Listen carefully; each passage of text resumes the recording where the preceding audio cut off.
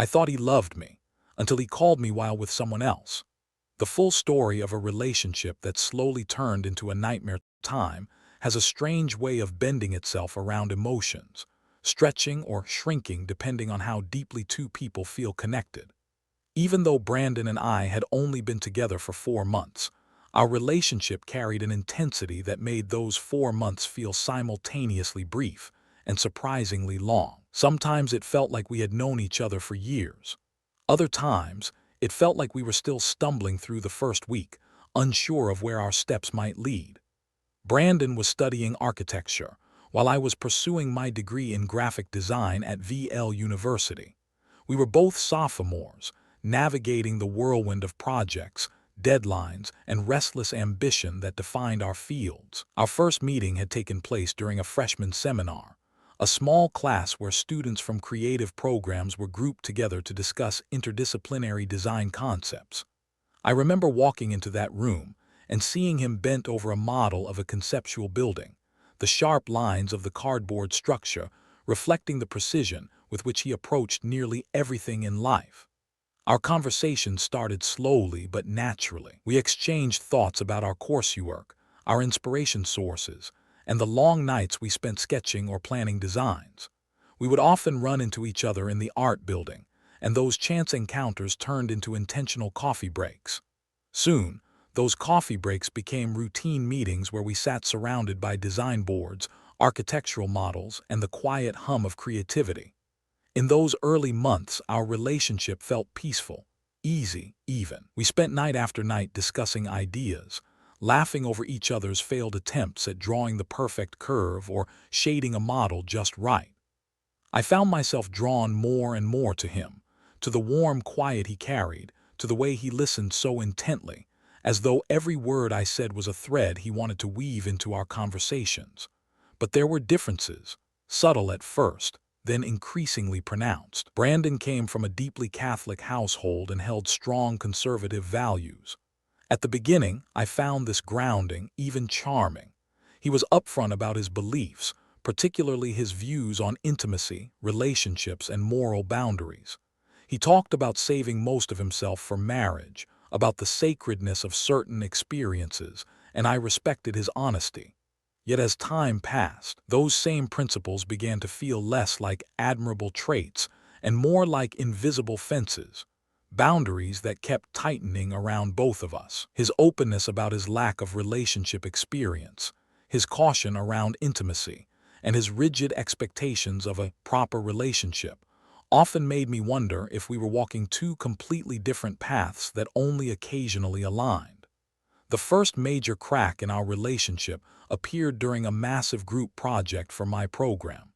It was called the 50 Specimen Shapes Project, a demanding, collaborative undertaking that required us to create dozens of 3D models, blending artistic creativity with near mathematical precision.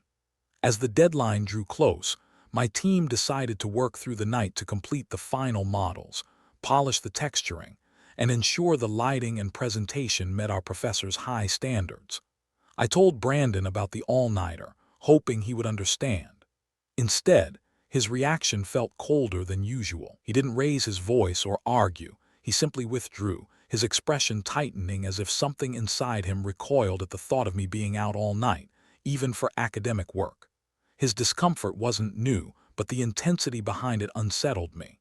It felt like, in his mind, my dedication to the project meant I was drifting away from him. The day of the all-nighter was chaotic in the best way.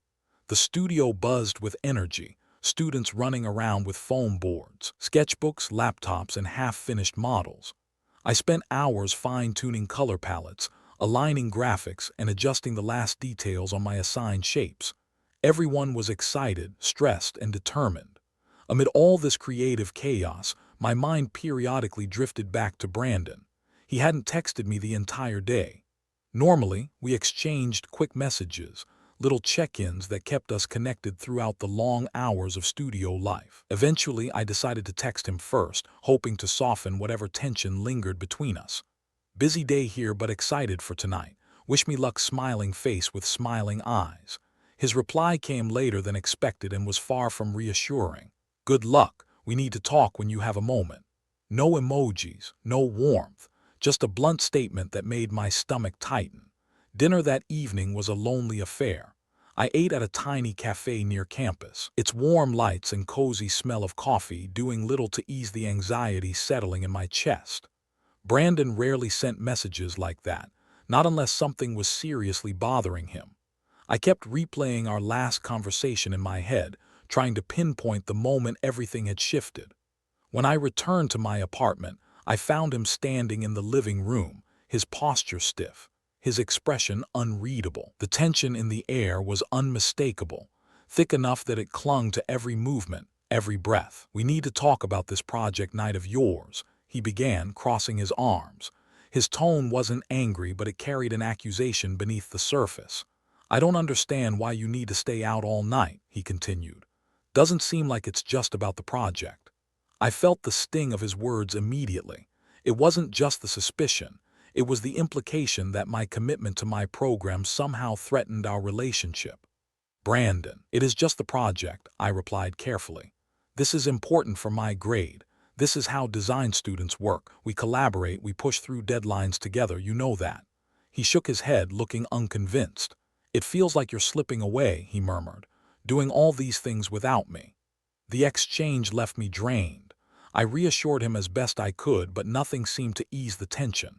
Eventually, we settled into an uneasy calm, neither of us fully satisfied, both of us hoping the night wouldn't turn into something worse. When I finally left for the project session, he gave me a small, half-hearted "be safe, okay." That carried more sadness than affection. And as I stepped out into the cool night air, I felt a sense of unease settle deep in my chest, a quiet warning that things between us were slowly, painfully shifting in ways I wasn't sure we could fix. The study room we booked in the university library was alive with creative chaos when I arrived around 8 p.m. Laptop chargers snaked across the floor, sketches covered the tables, and half-finished 3D models were scattered everywhere. The air buzzed with nervous determination, the kind of energy only an approaching deadline could generate. Anna, ever the organized planner of our group, had already laid out a timeline to keep us on track. John was adjusting lighting angles on a digital model, muttering to himself about shadow depth and realism. Meanwhile, I dove straight into integrating the background graphics I had spent days perfecting. For a while, the work consumed me. The colors, shapes, and textures pulled me into a world where deadlines and creativity collided beautifully. Around 10 p.m., I sent Brandon a quick update. "In full swing here, hope your night's relaxing." I stared at the message for a moment before putting my phone aside. I didn't expect a long conversation, just a small reassurance that we were okay. But no response came. Midnight rolled around, and we all drifted to the library's 24-hour cafe for a caffeine refill. The place was bustling with students desperately clawing at their final assignments. Conversations mingled with the grinding of espresso beans, creating a strangely comforting soundtrack. Still no message from Brandon. I tried to brush off the worry. Maybe he was asleep. Maybe he needed space after our earlier conversation. But my chest felt tight, the quiet between us louder than the cafe noise around me. At 2 a.m., I messaged again. "Still working, miss you." The read receipt popped up almost immediately. No reply. The tiny blue indicator hit me harder than I expected. I tried to focus on the project, but my mind kept drifting, wondering what he was thinking, wondering if he was stewing in anger or insecurity, or worse, convincing himself I was out doing something wrong. By 4 a.m., fatigue weighed down on all of us. The jokes grew quieter, the laughter more forced, and yawns spread through the room like a contagious virus. Even the hum of the computers sounded tired. I gave Brandon one last update, hoping he'd break the silence. "Almost done, can't wait to show you the final piece. Love you." No response. The blank screen felt like a wall between us, a barrier that only grew thicker with each passing minute. Finally, around 5:30 a.m., we finished our project. The models looked incredible, sleek, polished, and cohesive. Weeks of hard work crystallized into a stunning final presentation. My friends celebrated, relieved and proud. I smiled with them, but inside, a heavy weight sat like a stone in my chest. As I stepped outside, the early morning sky was painted with soft orange and pink hues. The campus was quiet, peaceful, beautiful. But the silence that waited for me at home wasn't peaceful at all. When I walked into our apartment, the first thing I noticed was that Brandon hadn't slept in our bed. The sheets were still neatly tucked on his side, untouched. That alone made my stomach twist. On the kitchen counter, a folded note lay waiting. Went out. Need to clear my head. We'll talk when I get back. No love, no heart, no softness. Just cold distance. The message felt foreign, like it wasn't written by the same man who used to send paragraphs full of warmth and gentle teasing. I stood there, rereading the words until the lines blurred, my heart sinking further each time. I dropped onto the edge of the bed, feeling the exhaustion from the night settle into my bones. The project had drained me physically, but this emotional tension drained me in ways caffeine, sleep, or a sunrise couldn't fix. I wanted to talk to him. I wanted clarity. I wanted reassurance. But instead, I was alone with nothing but a curt note and an ocean of worry. When Brandon finally returned in the early afternoon, the sound of the front door closing was like a thunderclap, loud enough to jolt me from my thoughts. My heart pounded as I listened to him take off his shoes, hang up his coat, and drop his keys into the ceramic dish near the door. He didn't call my name. He didn't ask if I was okay. Instead, he walked into the living room with a hardened expression that made the air feel cold. "So you were out all night for a project," he said, voice low, laced with skepticism. It wasn't a question, it was an accusation. I took a deep breath, choosing my words carefully. "Yes, Brandon, it was for my final. You know how important this is. You know how design projects work. I wasn't out partying." He scoffed, a short, bitter sound. "All night, really? You couldn't have done any of that here. Why did you have to stay with them until morning?" The disbelief in his tone wasn't just hurtful, it was suffocating. "I told you," I said, trying to stay calm. "We needed to work together. That's how group projects function. Everyone relies on everyone else." He stepped back, folding his arms. "It still doesn't sit right with me. You didn't even call. Not once." My exhaustion hit its breaking point. "Brandon, I texted you multiple times. You read them, you just didn't reply." He looked away, jaw tightening. "I don't know. Something about all of this feels off." And that was the moment something in me cracked, not broke, but cracked like a thin line spreading across glass. I had spent months trying to reassure him, to comfort his insecurities, to navigate his beliefs and values with patience. But now it felt like nothing I did was ever enough. It was as though he had already decided I was guilty of something I hadn't done. The argument continued, looping through old insecurities and new wounds, neither of us gaining ground. I felt myself unraveling, emotionally drained, physically exhausted, and mentally worn thin. Finally, I raised my hands in surrender. "I need sleep," I whispered. "I can't do this right now. I've told you the truth. I need you to trust me." Without waiting for his response, I walked to the bedroom and closed the door softly. Not angrily, not dramatically, just defeated. Behind that door, the silence was both a refuge and a reminder of everything that was unraveling between us. The morning after the exhausting project session, I expected nothing more than a few hours of peaceful sleep. The sun's soft glow filtered gently into the room, promising a quiet beginning to what I hoped would be a calmer day. But peace lasted barely minutes. My phone rang, sharp, sudden, slicing through the stillness like a blade. Half asleep and still emotionally tender from the argument the night before, I reached for it, thinking Brandon might be calling to apologize or at least talk. Instead, the moment I answered, my blood turned to ice. What came through the speaker wasn't his voice. It wasn't words at all. It was moans. Soft at first, then unmistakable, intimate, raw. My mind couldn't immediately process what I was hearing. The confusion was instant and overwhelming, twisting into horror as Brandon's breathy voice cut through the sounds in the background. "I wanted you to hear what you've been missing," he whispered, his tone disturbingly cold. My heart stopped. This wasn't an accident. This wasn't a misunderstanding. He had called me on purpose while he was with someone else, and he wanted me to listen. The moans didn't fade. If anything, they grew clearer, louder, like he had positioned the phone closer just to hurt me further. My hands shook violently. I felt the air leave my lungs as if punched. I was frozen, disbelief, humiliation, and heartbreak all crashing over me at once like a brutal wave. After a few seconds, he spoke again. Maybe now you'll understand what it feels like to be unwanted." Then the line went dead. For a moment I sat there in complete stillness, unable to breathe, unable to think. Then everything inside me collapsed. The phone slipped from my hands, clattering loudly onto the floor, but I barely heard it over the pounding in my ears. Tears streamed down my face uncontrollably, my body shaking as I curled forward, trying to hold myself together.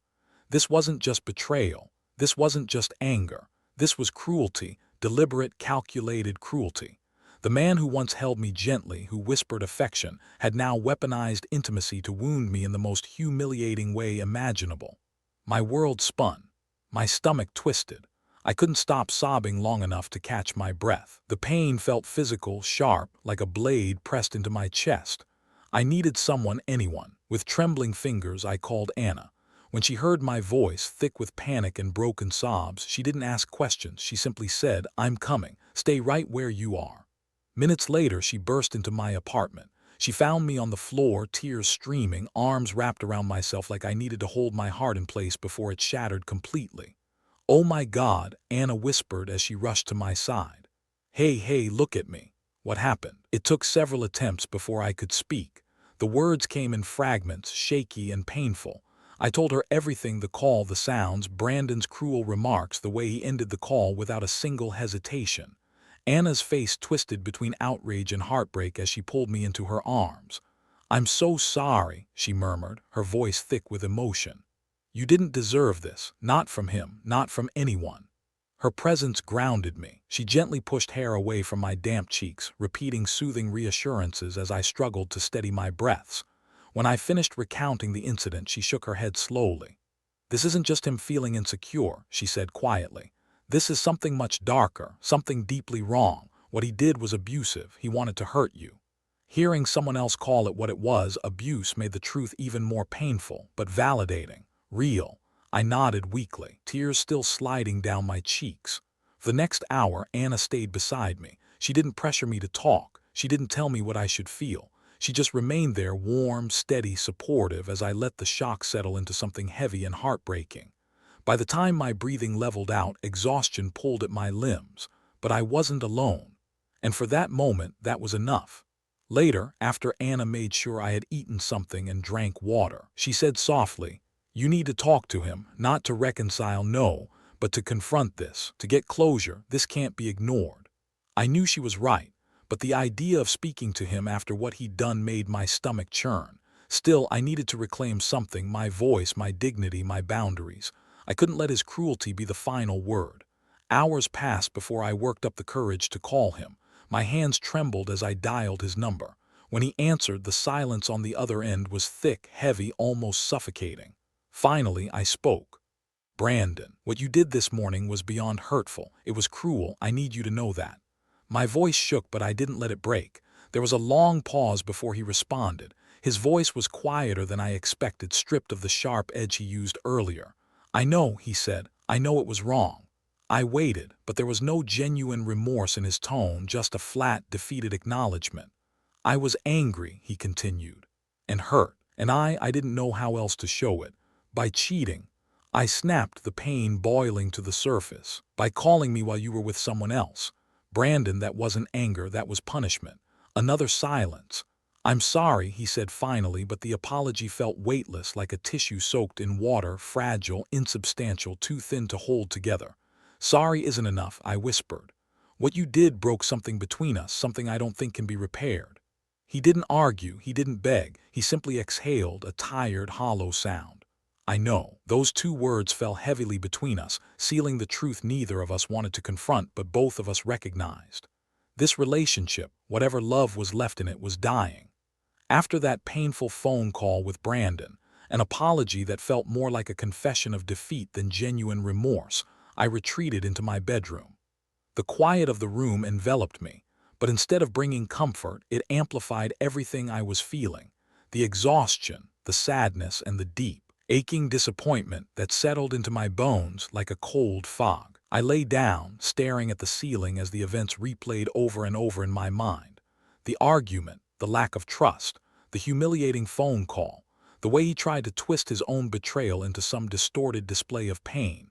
Every memory felt like a new bruise forming somewhere deep inside me. My sister Lee called soon after. She had seen my shaky messages asking if she could talk. When I answered, her voice was warm, protective, grounding in a way I desperately needed. "What's wrong?" she asked immediately. "Your texts didn't sound like you." I took a long breath, trying to steady the tremor in my voice. "Brandon, he did something horrible." "Tell me." So I did. I told her everything, the sound of moans through the phone speaker, the coldness in his voice, the way he used intimacy like a weapon. When I finished, there was nothing but silence on the line, thick and heavy. Then Lee spoke. "That's not a mistake," she said firmly. "That's cruelty." Her bluntness cut through the haze clouding my mind. Lee never sugarcoated things. She had always been that voice in my life that held me accountable, sometimes harshly, but always with love. "You're not acting like yourself," she continued softly. "For weeks, maybe months, I should have said something earlier. You're always tense, always worried about keeping him happy. You're walking on eggshells. That's not a relationship. It's a slow suffocation." Her words hit me so hard that tears filled my eyes again, though this time they didn't feel panicked or uncontrollable. They felt like recognition, like a mirror being held up to the truth I'd been avoiding. "I know," I whispered. "You're strong," Lee said, her voice gentler now. "But even strong people break when they're handled like this. You deserve better. You deserve peace." The call ended with her promising to visit soon. Just hearing her certainty helped me breathe a little easier. Later that afternoon, Anna came over again, offering her usual steady presence. We went to our favorite cafe, one of those quiet, plant-filled corners of the city where I normally went to clear my head. Today, though, I felt disconnected, like my spirit was a few steps behind my body. Anna studied me for a moment, then said, "You look exhausted, not just tired, emotionally drained. When's the last time you did something for yourself? Not for school, not for him. For you." I shook my head slowly. "I don't know, it's been a long time." She nodded. "That's the problem. You've been sacrificing parts of yourself to keep him comfortable, and even then it's never enough for him. Someone who loves you doesn't punish you like that. Not for working, not for living your life." The truth in her words settled heavily in my chest. "I kept thinking he just needed reassurance," I said quietly. "I thought if I tried harder, if I communicated more gently, if I adjusted myself a little, things would get better." Anna's expression softened, but her voice stayed firm. "Trying to help your partner grow is one thing. Shrinking yourself to manage their insecurities is another. You can't be his emotional crutch, especially when he refuses to stand on his own." I stared down at my coffee, a swirl of emotions turning in my stomach. She was right. I had given so much of myself, patience, time, empathy, only to be met with suspicion and control. The phone call that morning wasn't an isolated incident.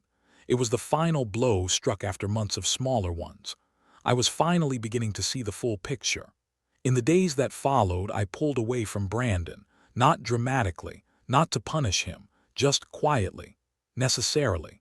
I needed space to think, to breathe, to figure out who I was beneath all the confusion and hurt. And in that space, clarity finally surfaced. I realized that being with Brandon had turned me into someone I barely recognized. Someone who constantly apologized, constantly explained, constantly feared the next misunderstanding. Someone who felt guilty for having friends, ambitions, independence. Someone who had been slowly taught to believe that her dreams and commitments were threats rather than strengths. I didn't want to be that girl anymore, so I made a decision. One evening, I asked Brandon if we could talk in person. He arrived with a tired expression, the weight of his guilt visible in the slump of his shoulders. For a brief moment, I almost felt sorry for him. But then I remembered the phone call, the moans, his whispered cruelty, the way he stripped away my dignity and any sympathy I had dissolved. I spoke calmly, though my heart thundered in my chest. "Brandon," I began, "what happened between us isn't a single fight or a single mistake. Things have been going wrong for a long time." He swallowed, his voice faint. "I know. I've tried to understand you, to reassure you. I've tried to make this work, but I can't keep sacrificing myself to soothe your insecurities." His eyes filled with something that looked like regret, but I couldn't trust it, not anymore. "What you did that morning," my voice cracked. "It broke something that can't be fixed." He looked down at his hands, nodding slightly. "I'm sorry," he whispered. "I know you are," I said gently. "But an apology doesn't rebuild trust. and I can't stay in a relationship where I feel controlled, doubted, and punished. A long silence followed, a silence filled with acceptance and endings. He finally lifted his eyes. "So this is it." I nodded, "Yes." No screaming, no pleading, no chaos, just a quiet, inevitable truth settling between us. In the weeks after the breakup, the apartment felt painfully quiet. Every corner carried echoes of what had been, both the good moments and the ones that hurt. I spent many nights lying awake, sorting through the memories, trying to understand how something that began so beautifully had twisted into something so toxic. But slowly, very slowly, the fog around my heart began to lift. I reconnected with friends. I spent weekends with my family. I rediscovered hobbies I had abandoned. I filled my space with things that made me smile: plants, art, little reminders of who I used to be before Brandon's insecurities dimmed my spark. And piece by piece I came back to myself. This time stronger, this time wiser, and this time unwilling to ever let anyone shrink me again. As the days passed, the emotional storm slowly began to settle. What had happened with Brandon remained a deep wound, but it was no longer an open one. It was beginning to scar, to harden into something I could learn from rather than drown in. I had spent so long adjusting myself to fit within the narrowing space he made for me that I had forgotten what it felt like to stretch, to breathe, to simply exist without being monitored, questioned, or doubted. The apartment felt emptier without him, but also strangely lighter. The silence that used to suffocate me now became a quiet companion. I could finally hear myself again, my thoughts, my hopes, my old inner voice that had been reduced to whispers over the months.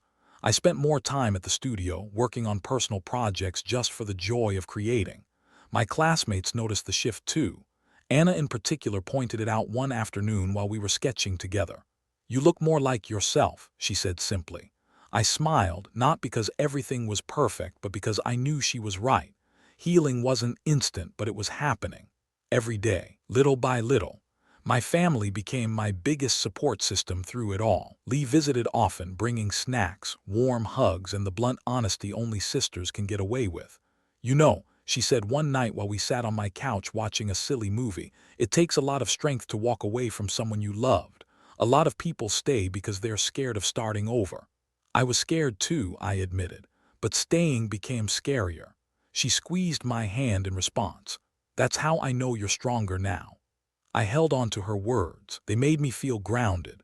But even with the support of others, the real work, the hardest part, had to happen internally. I had to sit with the memories, the guilt, the questions. I had to confront how I had let myself get lost inside someone else's insecurities. It wasn't about blaming myself. It was about understanding what allowed the relationship to unravel in such a painful way. Brandon reached out a few times during the first 2 weeks after the breakup. His messages were apologetic, heavy with regret. He wrote long paragraphs confessing he didn't recognize himself anymore, that he lashed out because he felt powerless and afraid, that he hated who he had become. I read them all, but I didn't respond. Not out of cruelty, not out of spite, but because I needed the distance. Because the version of him who had hurt me so deeply was not someone I could allow back into my life, not in any capacity. Not until I had fully healed. Not until I knew, without hesitation, that I wouldn't be pulled back into the cycle of guilt and mistrust. Eventually his messages stopped, and a new silence filled their absence, one that finally felt like closure. I spent more time with nature, took long walks across the campus grounds, let my mind wander into the future rather than linger in the past. The trees, the breeze, the slow rhythm of my steps, all of it helped untangle what had been twisted so tightly inside me. I also found joy again, in things I had forgotten I loved, like sketching late at night without feeling judged, listening to music without analyzing song lyrics through the lens of our problems, reading stories that made my imagination spark instead of books about relationship psychology that I had turned to desperately during the last months with Brandon. I felt parts of me returning, playful, creative, hopeful parts, like wildflowers sprouting through cracks in a broken sidewalk. One evening, while journaling, I wrote something that helped me redefine everything I had gone through. Love is not supposed to be a punishment. And I realized then that what I had experienced wasn't love, not anymore. It had become fear, control, insecurity, and emotional manipulation disguised as devotion. The moment he chose to hurt me deliberately, to inflict humiliation as a form of expression, was the moment our relationship ceased to be love. When I fully understood that, the last traces of guilt began to fade. Weeks later, I ran into him by accident near the main library. He looked thinner, more tired, like the weight of his actions had been sitting heavily on him. He paused when he saw me, gave a hesitant, almost timid nod. I returned a polite but distant smile. No words were exchanged. None were needed. In that single moment, I understood that both of us had finally accepted the end. I walked away without looking back. In the following months, I grew into someone more self-aware, more protective of her peace. I learned to value boundaries, not as walls, but as guides to healthier connections. I learned that emotional intimacy thrives on trust, not fear. And I learned that withdrawing yourself to soothe someone else's insecurities is the fastest way to lose who you are. Every step I took away from Brandon, I took toward myself. And that is something I will always be grateful for.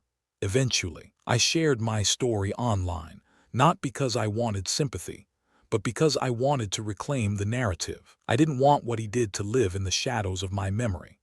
I wanted to transform it into something that could help others recognize the warning signs in their own relationships. But after reading the comments, reliving the pain again through others' reactions, and realizing how personal the experience truly was, I decided to remove it from those platforms. Not out of shame, but because I realized that the story belonged somewhere gentler, somewhere safer, somewhere I could share it without feeling exposed or judged. That's why I'm sharing it here. Because here I feel heard. Because here I feel understood. Because here the story becomes a chapter, not a wound. And as I close this chapter, I do so with gratitude. Gratitude for the people who supported me. Gratitude for the strength I found within myself. Gratitude for the lessons I learned, even though they were hard and painful. Most of all, gratitude for the future, a future where I will never again shrink myself to fit into someone else's shadows. A future where love will feel like warmth instead of fear, connection instead of doubt. A future where I can finally breathe freely. And if you're reading this, thank you. Thank you for listening. Thank you for witnessing. Thank you for allowing me to release this story in a place that feels safe. Your thoughts matter to me more than you know. I will read every comment, probably more than once. And with this last word, I am closing the door to the past and walking towards something brighter.